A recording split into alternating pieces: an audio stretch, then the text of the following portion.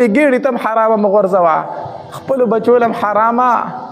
مه وړه. ابو دجانه رضی الله تعالی یو عمل شروع کو چې کله به د سهار مونځ کېدو نو چې نبی علیه السلام به څنګه سلام وګرځو نو ابو دجانه رضی الله تعالی به دعا ته نه ایستارېدو، فوراً به د جومات نه په منډه وته، دعا به یې نه کوله. یو ځل نبی علیه الصلاة والسلام دی ساره چې ورګه داسې چل کوي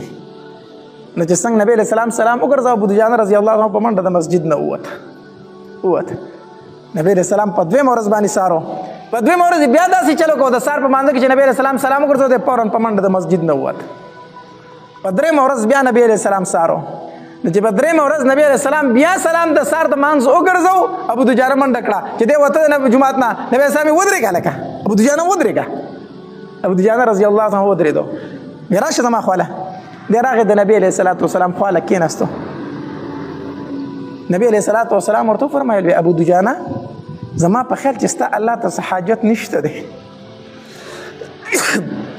زما په خیال ستا الله ته څه حاجت نشته دی.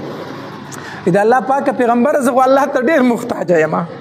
زه خو الله ته ډېر زیات محتاج یم، د الله پاک پیغمبر ولې مې حاجت نشته؟ وایي که ستا الله ته حاجت وی نو تا به ترې دعا غوښتله، ته خو دعا نه غواړې او په منډه ځئ. الله دې زموږ په حال باندې رحم وکړي. مونږ چې هم دلته دعا غواړو نو ډېرو خلکو دعا ته حاجت نه وي، په منډه وځي د مسجد نه، داسې لکه داسې نه ده.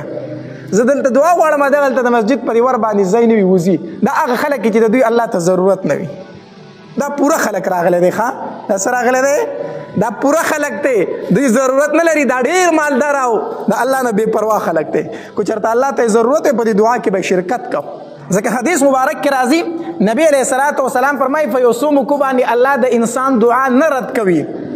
یو موقع په هغې کې د فرض مونځ نه وروسته دعا غوښتل، د فرض مونځ نه وروسته څه غوښتل؟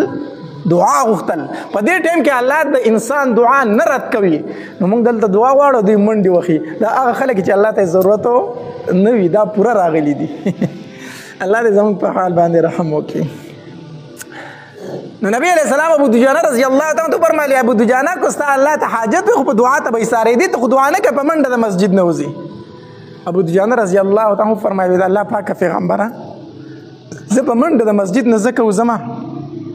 چې زمونږ کور سره په ګاونډ کې د یو یهودي کور دی او د هغه په کور کې کجوره ولاړه ده او د هغې کجورې څانګې زمونږ کور ته راوښتې دي.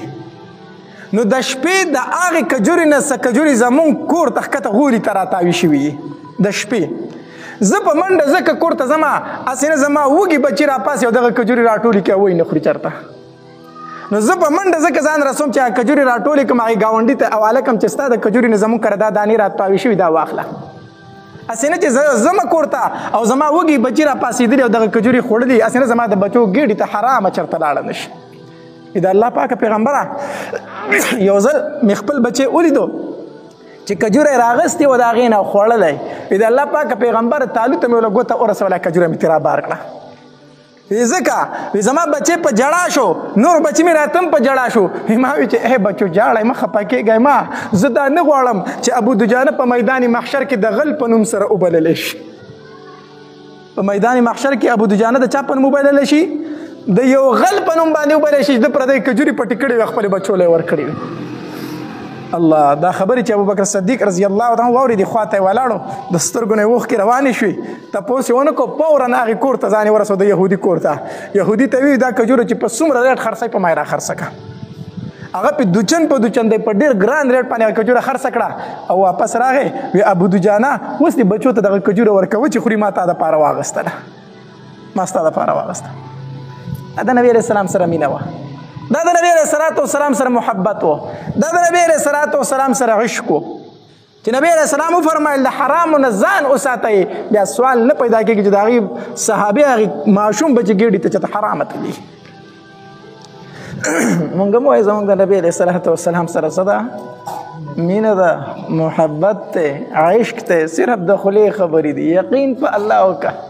الله دې رحم وکړه. ډېر کم داسې به یو چې مونږ د زړه نه لګیا یو. الله دلته به مونځ وکړو،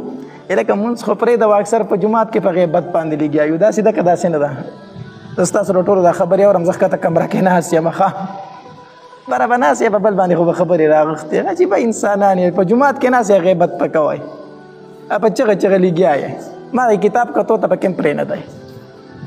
په جماعت کې به ناست یو غیبت پکو پلان کې داسې او پلان کې داسې پلان کې داسې او پلان کې داسې الله نه یاره که په مسجد کې ناست دی غیبت کوي دا ته څه کوي دلته به فرض مونځ وکړو بار ته به بیا لاړ شو چغلي به کوو دلته به مونځ وکړو چې پټي ته لاړ شو نو کوشش کوم چې پوله لګوم چې ځان ته یو انچه دوه ځای سیوا کړم دلته به مونځ کوم دلته به روژې کوم او دلته مې اکثر تسبیح په لاس کې او په چغلو باندې سر یم په لمسو باندې سر داسې پکې شته که نه داسې پکې که نه تسبیح اړو دا ادرس مو ورکړی په لمسو باندې چې دوه تنه به څنګه جنګوم صحیح ده که نه دلته به د خور عیسه وخورم خور له به عیسه نه ورکوم د خور عیسه به وخوري دلته به ځان ته اوچت اوچت نعتونه لګولې چې مدینې ته لاړې او ارمان مې دی په زړه باندې صحیح ده که نه خور له به عیسه څه ورکوم خور له به دا عیسه ورکوم چې عمرې لی بوځم دا نوی دغه راوتی دی ښه دا نوی پروګرام راوتی دی نن سبا خویندو له عیسه ورکول څه دي په خور باندې د 2 لکو روپو عمره کول عمره به پرې وکړم بس د عیسې نه خلاص شومه خویندې وایي زه د عمره را باندې وکړه ته ما لاس دې سپېره نه راکوله خو زه د عمره وکړه دا هم ښه ده نو په عمرو نه خلاصېږي په حجونو نه خلاصېږي چې زه به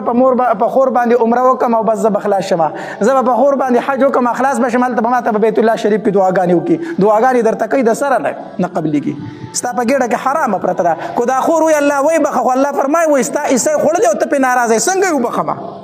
ستا عیسی خوړلی او ته پرې ناراضه یې څنګه یې وبخمه داسې راوتی دی عمرو ده که نه دا راوتی دی ښه دا هم د نبي علیه السلام سره مینه ده صحیح شو که نه حاجي صاحب به ورته ویلی کېږي امیر صاحب به ورته ویلی کېږي مولي صاحب به ورته ویلی کېږي دلته به یې د خور عیسه خوړلي او زیات نیکمله به هغه چې په خور باندې عمره وکړي نور رانه څه غواړي عمره مې پرې وکړه که نه دا عیسه ورته جدا که ورې ورکه کاپې عمرې کوي کو حجونه کوي کو خپل خاوند لی ورکوي دا بعضې پکې وایي زه ورله ورکوم خو وایي دا ما ته پته د هغې دله یې ورکوي خاوند یې یادوي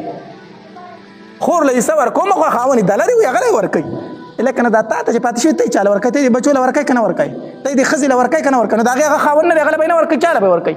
هغه خاوند دی هغه بچي دي هغې له به یې ورکوي ولې تا له واپس درکړي څو دا د نبی علیه السلام سره مینه نه ده دا د نبی علیه السلام سره عشق نه دی دا مسلمانی نه ده دا د خولي مسلمانی ده دا د خولي مسلمانی ده د نبی علیه السلام سره حقیقي مینه او حقیقي عشق د صحابه کرامو و مینه و عشق و کو په حجونو باندې یوازې څوک خلاصېدی نو ابو جهل 50 حجونه کړي دي په عمرو باندې یوازې څوک خلاصېدی نو دغې کافرو زموږ نه زیاتې عمرې کړي وي نه په حج خلاصېږي نه په عمره خلاصېږي هله چې کله په ګېډه کې د حرامه نه وه په ګېډه کې د حرامه پرته ده بیت الله شریف ته ولاړې والله ته چغې وایي الله ما معاف که الله ما معاف که الله ما معاف که الله فرمایي نه دې معاف کوم په دې بدن چې دې دا کوم احرام اچولی دا دې په حرام اغوستی دی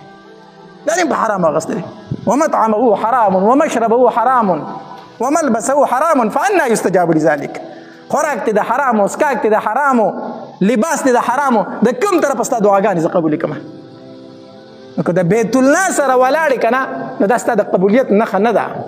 د قبولیت نښه دې دا ده چې په ګېډه کې د حرامه نه وي الله دې زموږ په حال باندې رحم وکړي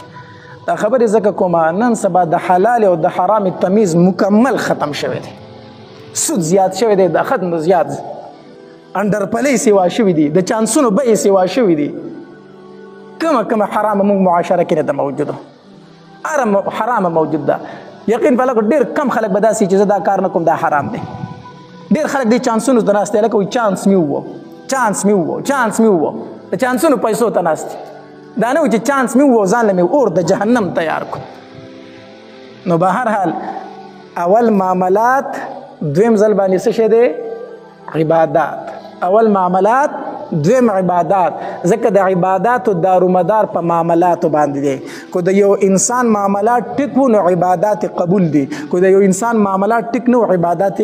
قبول نه دي یو سړی د شپه او ورځ تهجد کوي فرض منځونه دي کوي نفلونه دي کوي خو چې په ګېډه کې حرامه ده دا هېڅ نه قبلېږي ځکه حدیث مبارک کې راځي نبی علیه السلام فرمایي وایي کومې ګېډې ته چې یوه نوڼۍ حرامه لاړه الله یې څلوېښت ورځې یو عبادت نه قبلوي څلوېښت ورځې نو عبادات موقوف دي په معاملاتو باندې اول به معاملات سم کې هغې نه د عبادات قبلېږي صحیح شو که نه مونږ ته خو دومره پته نه لګي په جومات کې ناست خو چې کله چېرته چا سره لږ غونته معاملات راشي مونږ ته پته ولګي چې د سیرو څو پخېږي چې بار څه چل شروع دی بار کم چلونه شروع دي تاسو ته په خپله پته ده چې د چا کاروبارونه دي دغه دې ته پته ده چې کم ډوک بوک شروع دي نو د الله د پاره خپل معاملات ټیک کړئ دا د نبی علیه السلام سره عشق دی دا د نبی علیه السلام سره محبت دی دا د نبی علیه السلام سره څه ده مینه ده یوازې په خوله باندې نه د خولې او د زړه خبره چې یوه شي دا د نبی علیه السلام سره مینه ده الله دې عمل کولو توفیق را نصیب کړي واخر دعوانا الحمد لله رب العالمین